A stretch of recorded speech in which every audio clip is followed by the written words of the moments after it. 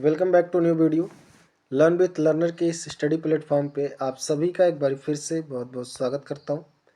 आज के इस वीडियो पे हम बात करेंगे लॉरेंस कोहलबर्ग के नैतिक सिद्धांत के बारे में। नैतिक सिद्धांत से हमेशा 2 से 3 क्वेश्चन देखने को मिलता है, तो ये सीटेट जनवरी 2024 के मद्देनज़र काफ़ी इंपॉर्टेंट टॉपिक रहने वाला है। तो इस वीडियो को अच्छे से देखिए, पूरा देखिए, और इस वीडियो को देखने के बाद यहाँ से बनने वाला एक भी क्वेश्चन आप सभी का छूटेगा नहीं। हालांकि कोहलबर्ग और पियाजे का जो थ्योरी है थोड़ा सा समझने में विद्यार्थियों को दिक्कत होती है, तो हम एक व्यवहारिक भाषा में बात करेंगे ताकि आप लोग अपने भाषा में इसे अच्छे से समझ पाएँ। तो हम शुरुआत करते हैं। कोहलबर्ग का नैतिक विकास का सिद्धांत, moral development theory of Kohlberg. आप सभी जानते होंगे कि कोहलबर्ग ने नैतिकता का सिद्धांत दिया था। हालांकि अगर ऑप्शन में आ जाए कि नैतिकता का सिद्धांत सबसे पहले किसने दिया था, तो आप लोग पियाजे को लगा के चलिएगा, क्योंकि इसको स्टार्टिंग में पियाजे ने दिया था और बाद में उन्होंने इसको छोड़ के संज्ञात्मक विकास की तरफ आगे बढ़े और कोहलबर्ग ने इसको बाद में आगे बढ़ा, तो इसीलिए कोहलबर्ग के नैतिकता के सिद्धांत के नाम से जाना जाता है। लेकिन अगर ऑप्शन में दोनों दे तो आप लोग हमेशा पियाजे को ही प्रीफर करिएगा। यहाँ से एक इम्पॉर्टेंट डाउट आप सभी का क्लियर हो गया होगा और यहाँ से एक क्वेश्चन भी आपका बन सकता है। तो हम बात करते हैं आज के अपने टॉपिक के। कोहलबर्ग के नैतिक विकास के सिद्धांत को अध्ययन करने से पूर्व हमें यह जानना होगा कि नैतिकता होती क्या है। तो हमें सबसे पहले हम ये जानने की कोशिश करने वाले कि इथिक्स यानी नैतिकता होती क्या है। तो नैतिकता का अर्थ क्या है? Meaning of morality. नैतिक व्यवहार जन्मजात नहीं होता, इससे सामाजिक परिवेश में सीखा अर्जित किया जाता है। सर्वप्रथम बालक का अनौपचारिक रूप से अपने पासपोर्ट तथा स्कूल में नैतिक विकास होता है। निस्संदेह बच्चा पहले दंड पुरस्कार निंदा के द्वारा अच्छे आचरण संपन्न करता है और बुरे आचरण त्याग देता है, और किशोरावस्था के भीतर स्वयं विवेक पैदा कर लेता है और इसी विवेक की जगह नैतिक व्यवहार सीख जाता है। जब नैतिक व्यवहार बाहरी स्रोत समाप्त हो जाते हैं, तो वह जो व्यवहार सीखता है अपने आचरण नैतिक का प्रयास करता है, अपने आचरण को नैतिक बनाने का प्रयास करता है। जब बालक का जन्म होता है तो वह न तो नैतिक होता है न ही अनैतिक होता है, बल्कि नहीं अच्छा होता नहीं बुरा होता, वह जो भी सीखता है समाज सीखता है। तो बेसिकली इसका मतलब ये कि जो नैतिकता है, नैतिकता जन्मजात नहीं होती है, बालक इसे अपने परिवेश में ही सीखता है। जैसे कि आप देख सकते हैं छोटे बच्चे को कुछ नहीं पता होता है, वे किसी को भी थप्पड़ मार सकता है। अपने पिताजी के साथ रहेगा, अपने पापा के साथ रहेगा तो पापा को थप्पड़ मार देगा, मम्मी को थप्पड़ मार देगा, तो उससे कुछ पता नहीं होता। तो ये पूरी तरीके से बच्चा बाद में सीखता है। जन्मजात इसकी कोई भूमिका नहीं है, ये समाज से सीखता है, परिवेश से सीखता है। तो ये बेसिकली यही है नैतिकता। और नैतिकता होती क्या? एक समाज की मान्यता, जो समाज हमेशा से मान रहा है कि क्या अच्छा है क्या बुरा है, क्या करना चाहिए क्या नहीं चाहिए। अगर कोई भी उस समाज के साथ आगे बढ़ रहा है तो हम कह सकते हैं नैतिक मार्ग पे आगे बढ़ रहा है। अगर उसके विरुद्ध कुछ कर रहा है तो वह अनैतिक होता है। बेसिकली नैतिकता का यही मतलब है। तो हम आगे बढ़ते हैं। हालांकि ये चीज़ें नीचे दिया भी है कि हमें यह जानना चाहिए कि नैतिकता से तात्पर्य समाज के नियमों, मान्यताओं, अपेक्षाओं के अनुरूप संपन्न किया गया आचरण ही नैतिकता होती है। जो व्यक्ति आने समाज की मान्यताओं और अपेक्षाओं के अनुरूप संपन्न किया जाता है, अब आचरण ही नैतिकता होती है। जो व्यक्ति के अपने समाज की मान्यताओं या अपेक्षाओं के अनुसार आचरण करता है वह नैतिक कहलाता है। तो हमने ये बात पहले कर लिया कि जो व्यक्ति अपने समाज की मान्यताओं के साथ अगर अनुसरण कर रहा है, वैसा ही आचरण कर रहा है, तो उसे नैतिक माना जाएगा। अगर नहीं कर रहा है तो ये कहा जाएगा वह अनैतिक है, उसके अंदर नैतिकता की कमी, इथिक्स की कमी है। अब हम बात कर लेते हैं हॉलक के नैतिक व्यवहार को सीखने के लिए कुछ बातें हैं जो आवश्यक हैं। हालांकि कभी कभी क्वेश्चन तो दे देता है कि जो 3 अवस्थाएं और 6 चरण होते हैं, लेकिन कभी कभी क्वेश्चन जब घुमाता है तब के लिए ये सब चीज़ें आपको काफ़ी इंपॉर्टेंट भूमिका निभाने वाली है। पहला, बालक को स्पष्ट रूप से यह बता देना चाहिए क्या गलत है क्या सही है।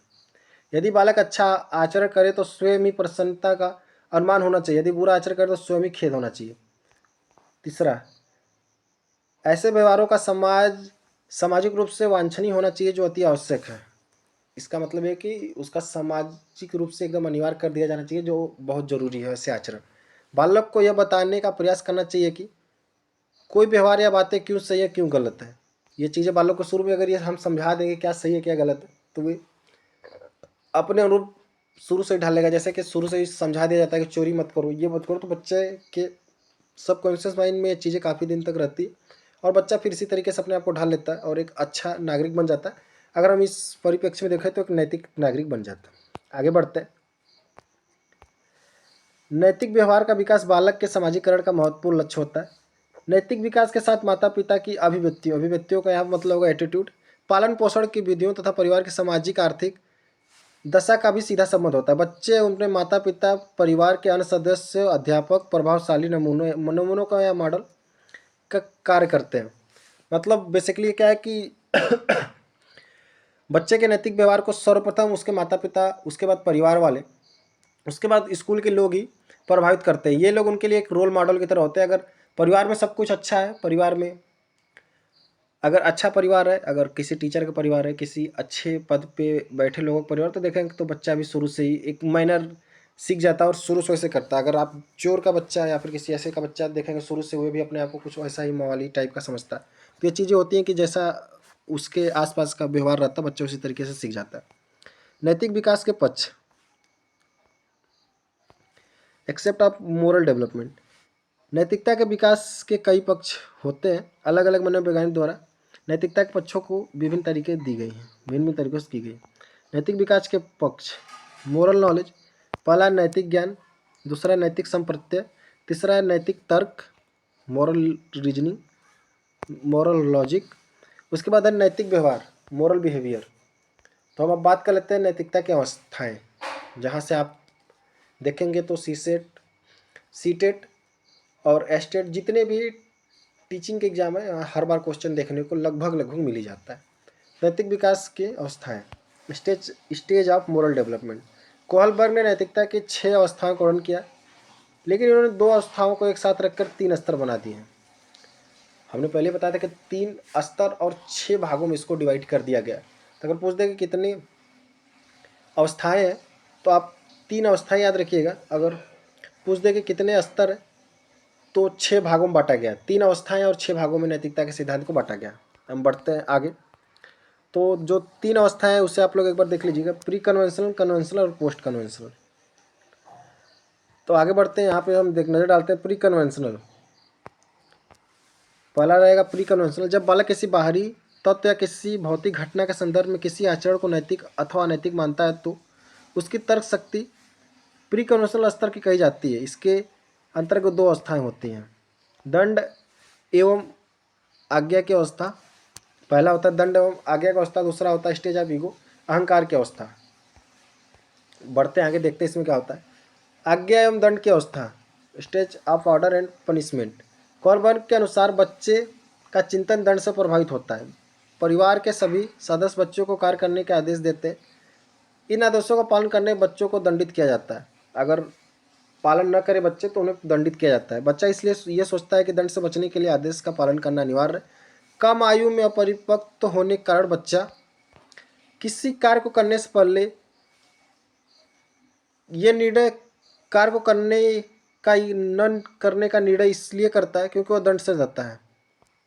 देखे होंगे बच्चे जब शुरू में होते हैं तो उन्हें इसी का डर रहता है कि अगर हम ये काम नहीं करेंगे तो पिताजी या फिर मम्मी मारेंगी। तो शुरू में इसीलिए काम करते हैं क्योंकि वह दंड से डरता है, अर्थात आज्ञा पालन करता है कि वो अगर न करे तो वह दंडित हो जाए। इस प्रकार नैतिक विकास शुरुआत की अवस्था को दंड और नैतिकता का मुख्य आधार माना जाता है। दूसरा होता है दंड और पुरस्कार भी है, तो पुरस्कार के बारे में हालांकि जिक्र नहीं है, तो ये दोनों चीज़ इस पे भूमिका निभाती हैं। दूसरा होती है अहंकार की अवस्था, स्टेज ऑफ ईगो। इस अवस्था में आकर बच्चे के चिंतन का स्वरूप बदल जाता है। जैसे जैसे बच्चे का आयु बढ़ती हुई परिपक्व होता है, वो अपनी आवश्यकताओं और गैर इच्छाओं को समझने लगता है और वो उनके द्वारा छिपाई इच्छाएं पूरी की जाती है और उनके द्वारा इच्छाएं पूरी की जाती है। यदि उसका कोई उसका उपदेश झूठ बोलने से पूरा होता है तो वह झूठ बोलता है, भूख लगती है तो वह चुरा कर कुछ खा लेता है। इन भी क्रियाओं को नैतिक आचरण ही समझा जाता है। नैतिक विकास की इस अवस्था को बालक का अहंकार या ईगो कहा जाता है। तो आप लोग समझ गए होंगे प्री कन्वेंशनल को 2 भागों में बांटा गया। पहला है दंड और पुरस्कार की अवस्था और दूसरा है ईगो। अब बढ़ते हैं आगे। कन्वेंशनल एज काफ़ी इंपॉर्टेंट है क्योंकि यहाँ क्वेश्चन थोड़ा घुमा के देता है।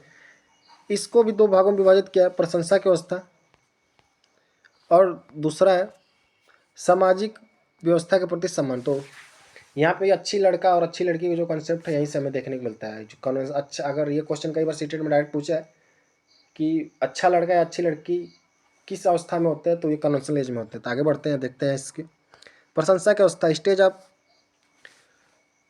इस अवस्था में बच्चा जो भी करता है वह दूसरों दूसरे लोगों से प्रशंसा करने के लिए करता है। जो वह पाता है कि दूसरे लोग उसकी प्रशंसा पाने के लिए ऐसा करते हैं, तो समाज के सदस्य समाज तो दूसरी ओर समाज के सदस्य बच्चों की अपेक्षाएं करने लगते हैं, तो समाज उन्हें स्वीकृति मिल जाती है। इस अवस्था में बच्चे उन्हीं व्यवहारों को उचित व नैतिक मानते हैं जिसके लिए उन्हें पड़ोस मित्र मंडली से प्रशंसा मिलती है। इस अवस्था में बच्चे के चिंतन सोच समाज पुरुष रहेगा। तो यहाँ पे सीधे सीधे कि बच्चा कहता है वही काम करना चाहता है जहाँ पे उन्हें प्रशंसा मिले, समाज से मिले, स्कूल से मिले, तो बच्चा इसी समय उसी को नैतिक मानता है। तो आगे बढ़ते हैं, वहाँ पे आगे देखते हैं क्या होता है। सामाजिक व्यवस्था की अवस्था।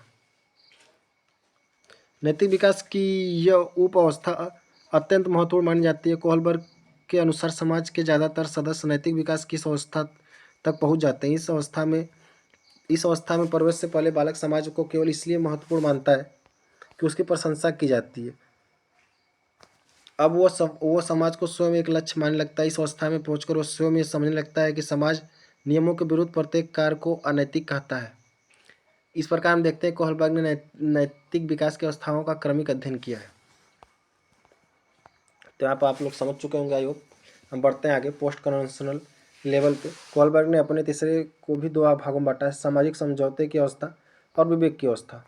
तो आप लोग तीनों लेवल को ऐसे याद कर सकते हैं। चलिए आगे बात करते हैं, आगे हम पहले इसको देख लेते हैं। सामाजिक समझौते की अवस्था, स्टेज ऑफ सोशल कॉन्वेंट। इस अवस्था तक आते आते व्यक्तित्व को नैतिक चिंतन की दिशाओं में पर्याप्त परिवर्तन आ जाते हैं। अब व्यक्ति परस्पर लेन देन में विश्वास करने लगता है। व्यक्ति समाज के प्रति एक समझौता होता है।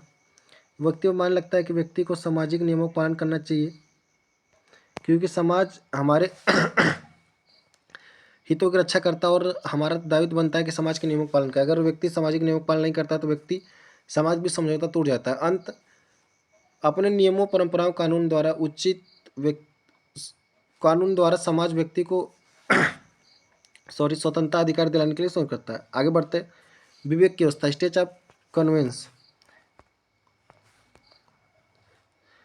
कोहलबर्ग के अनुसार यह छठी और अंतिम अवस्था होती है, क्योंकि इस अवस्था में पहुंचने पर व्यक्ति नैतिकता के बारे में अपना दृष्टिकोण विकसित कर लेता है। व्यक्ति में विकास पैदा हो जाता है। व्यक्ति के अच्छे बुरे, उचित अनुचित के स्वयं जानकारी हो जाती है। अब व्यक्ति के नैतिक विकास का एकमात्र आधार विवेक ही बन जाता है। इस अवस्था में व्यक्ति नियमों का पालन स्वयं के दृष्टिकोण से प्रभावित होकर करता है। इस अवस्था में व्यक्ति नियमों की व्यर्थ चुनौती लेने लगता है, मिलने लगती है। तो छठी अवस्था इस तरीके की है कि व्यक्ति खुद को केंद्र में रख के सोचने लगता है कि नियम हमारे लिए बने और हम उन्हीं नियमों का पालन करेंगे जो व्यक्ति को लाभ दे। वे अगर बच्चे को लगता है कि अगर नियम से किसी को हानि हो रही तो वो नियम तोड़ने के लिए बाध्य हो जाता है। जो दूसरी अवस्था है कन्वेंशनल एज है, उसमें बच्चा को ये लगता है कि हमें हर हालत में नियम का पालन करना चाहिए। और इससे एक और क्वेश्चन आ सकता है कि कोहलबर्ग ने कौन सी कहानी सुनाई थी। तो कोहलबर्ग ने हेंज की कहानी सुनाई थी, जिसमें हेंज अपनी पत्नी के लिए दवा चोरी करता है। तो ये सारा सीन है। हालांकि ये थोड़ा सा टॉपिक मिस कन्विंसिंग हो गया, थोड़ा सा आवाज़ ऊपर नीचे हो गई और थोड़ा सा डिस्टर्ब हुआ है, तो आप लोग थोड़ा सा कन्विंस कर लीजिएगा। बाकी इसी तरीके से डेली आपको वीडियो मिलती रहेगी। तब तक के लिए जय हिंद, जय भारत।